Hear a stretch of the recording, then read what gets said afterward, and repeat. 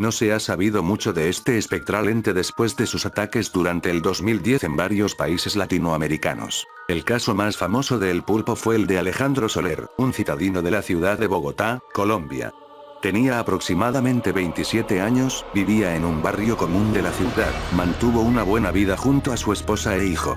Pero todo cambió cuando, en una de las noches de caminata junto a su mujer, a mediados de las 9 p.m., pasaron por un puente, sobre un caño, de un tono peculiarmente gris. Normalmente el riachuelo no olía tan mal. Al percatarse de este olor a putrefacción, Alejandro se asomó lo más que pudo para mirar hacia abajo, buscando el origen de tan pestilente esencia. Entre el riachuelo se podía ver una silueta, como de una persona agachada, con un extraño tentáculo que parecía un tipo de serpiente saliendo de su espalda. Y bajo esta silueta extraña, un niño, partido a la mitad, descuartizado totalmente. La extraña criatura lo observaba, al parecer. La mirada perdida del niño hacia el cielo causó temor a Alejandro y su mujer, quien junto a él presenciaba tan horrible espectáculo. El ambiente se puso pesado cuando el ente alzó su cabeza, dejando al descubierto sus raras facciones. La mitad de su cara era negra, mientras que la otra era totalmente blanca. Parecía un hombre delgado y muy alto, sin ningún indicio de boca en su cara, como si tuviera una máscara encima. No tenía pelo por ningún lado, su vestimenta era constituida por un saco encapuchado de tono negro y un pantalón gris, con botas negras. Sus ojos en forma de media luna acostada, de un tono rojizo y pupilas alargadas, similares a las de un pulpo, se posaron sobre los ojos de Alejandro, quien callado y horrorizado lo vio. Por su espalda corrió un largo escalofrío. El inerte monstruo lo observó por unos segundos, parecía no importarle que lo vieran, pero luego los postes alrededor del caño se apagaron todos a un tiempo y, cuando volvieron a prenderse, Alejandro seguía pasmado por lo ocurrido, no podía ni siquiera moverse. Su esposa tampoco, estaban como estatuas, aterrorizados, sin quitar la mirada del cadáver del niño que aún permanecía tirado bajo sus ojos. Lo curioso era que después del apagón inesperado, la criatura ya no estaba. De repente, Alejandro sintió como alguien se acercaba por detrás de él y le susurraba al oído: "Tú sigues".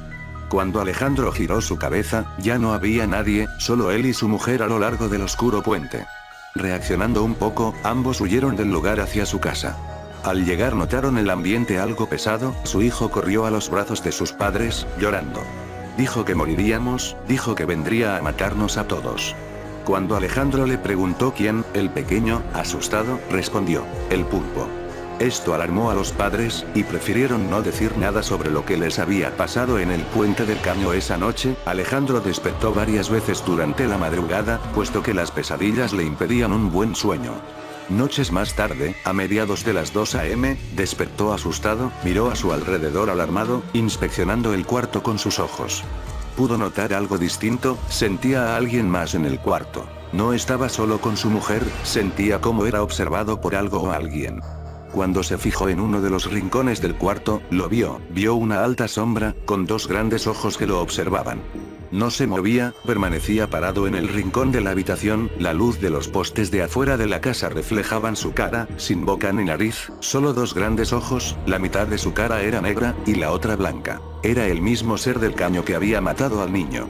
Alejandro una vez más quedó horrorizado, no quería hacer movimientos bruscos por temor a que esa criatura reaccionara. El ritmo del corazón era duro y constante.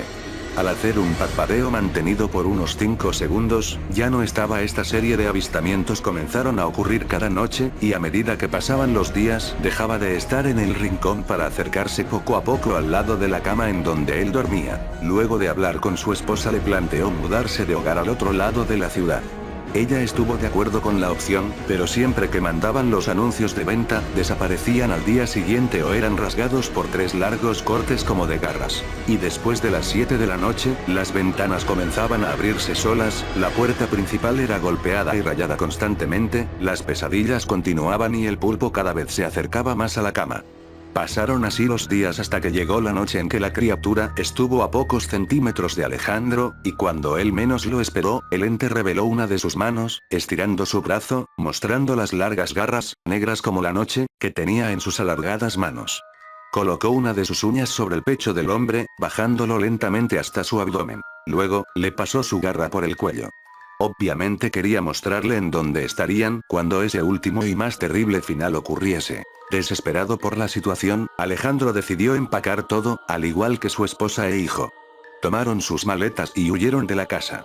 Antes de irse, Alejandro dejó una nota pegada en la puerta de la casa, que decía: "No sé qué era esa cosa, ni quiero saberlo, pero destruyó mi vida. Ya no puedo dormir sin pensar que aparezca frente a mí y me desoye con sus garras. No entiendo por qué no me mató cuando tuvo la oportunidad, pero desde que lo vi en el caño no quiero saber más ni de él ni de esta casa. No dejo de pensar en sus garras, en sus espeluznantes ojos ni en su horrible cara. Sé que no lo olvidaré fácil, menos aún a esa cosa que salía de su espalda, ese largo tentáculo lleno de ventosas, que se movía por las paredes de mi casa, inspeccionando cada rincón de mi cuarto. Mientras su cara se posaba en mí, veía cómo su tentáculo tocaba la espalda de mi esposa todavía dormida, y luego se acercaba a mí, como queriendo envolverse en mi cuello con finalidades macabras. Lo más posible era que fuera una de sus víctimas, entre ellas el niño descuartizado del caño. Jamás vivas en esta casa. Él vendrá por ti". Con el paso de los días los vidrios y puertas de la casa se opacaron, las paredes se tornaron grises y la nota en la puerta fue leída por unos policías de la localidad, quienes fueron llamados por los vecinos, pues cosas raras sucedían desde hace rato en el hogar. Al entrar estaba todo lleno de marcas de garras y cosas rotas en el suelo del segundo piso, subiendo las escaleras, las cuales tenían un camino de sangre derramado que llevaba hasta el cuarto del hijo. Y a medida que se llegaba al cuarto, el olor a sangre era más intenso. Al ver el interior del cuarto los policías quedaron impactados, lo único que había eran cadáveres de niños, todos desaparecidos desde hace días en la localidad. Las paredes y techo llenos de trozos de piel colgando, salpicaduras de sangre y un diario, en donde se encontraron los relatos de Alejandro, contando todo lo sucedido desde el avistamiento del pulpo en el caño. Una verdadera carnicería.